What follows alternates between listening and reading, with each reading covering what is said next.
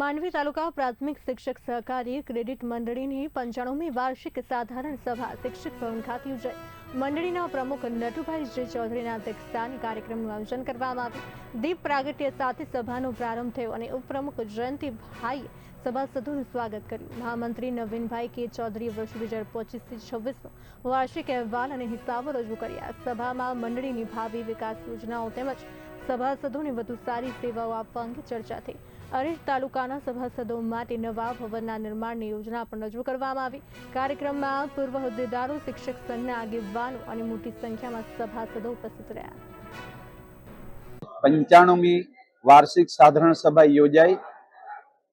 સાધારણ સભામાં ખૂબ મોટી સંખ્યામાં શિક્ષકોએ ભાગ લીધો।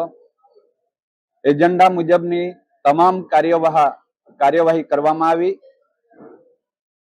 એ અંતર્ગત માંડવી અને અરેઠ તાલુકાનું વિભાજન થયું।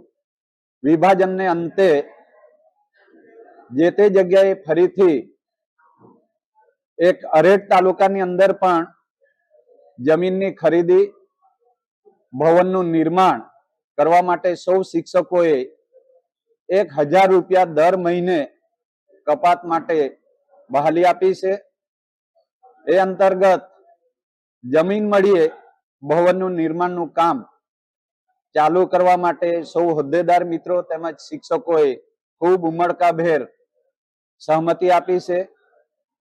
એ જ પ્રકારે માંડવી તાલુકા પ્રાથમિક શિક્ષક સહકારી મંડળીનું જે મકાન છે એ મકાન ગુજરાતની અંદર ક્યાંય આ પ્રકારે